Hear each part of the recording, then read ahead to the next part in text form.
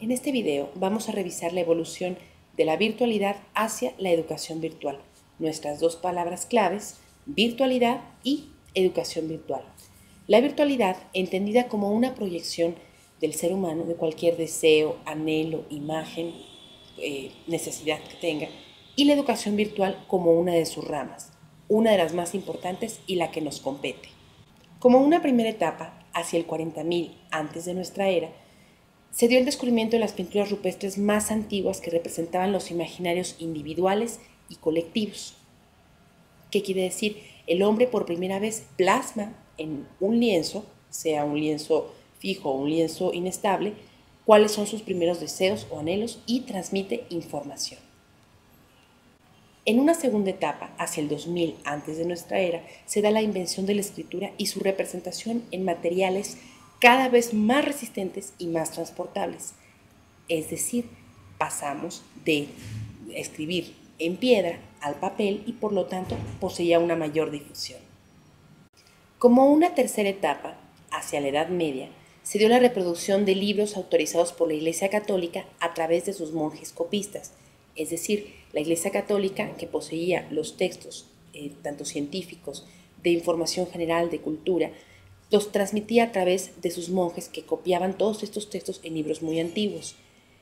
La única desventaja es que solamente este conocimiento estaba destinado para los nobles, la Iglesia Católica y los reyes, es decir, no todo el mundo tenía acceso a este conocimiento. En una etapa 4, hacia 1500 después de nuestra era, un salto bastante grande, se dio la invención de la imprenta, que permitió generalizar la transmisión de información y permitió que la gente pudiera leer ya un impreso. ¿Cuál era la única diferencia? Que la gente aún no sabía leer y escribir. Era también muy reducido el nivel de información que llegaba a todos. En una etapa 5, hacia 1728, se dio por primera vez la enseñanza en correspondencia, que hizo posible que el poseedor de la información la pudiera entregar a cualquier destinatario. Es decir, la gente que trabajaba y no podía asistir a la escuela podía tomar este curso por correspondencia y obtener un grado académico. En una etapa 6, hacia 1825, se dio la invención del telégrafo eléctrico que permitió la transmisión de mensajes de forma masiva a largas distancias. Esto quizá no fue un gran apoyo al momento de la educación, pero sí dio avances para que pudiera transmitirse de forma masiva cualquier tipo de información.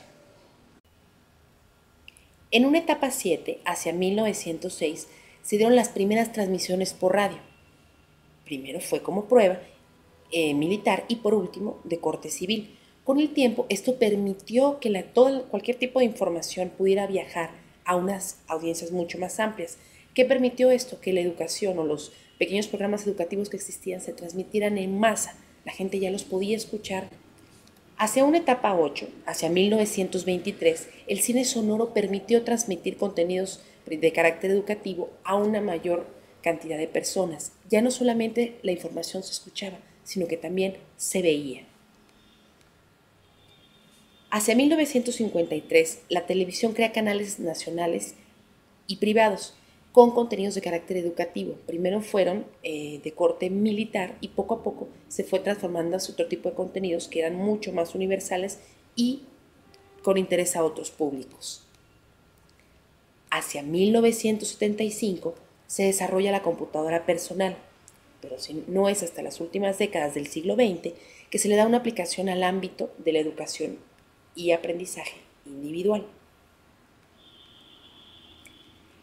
Hacia 1991 se da uno de los mayores inventos que apoyaron la educación virtual, la creación de la World Wide Web o WWW, que propició que en este ambiente convivieran todo tipo de servicios de transmisión de documentos, el hipertexto, la hipermedia, buscadores, haciendo que el conocimiento fuera mucho más amplio.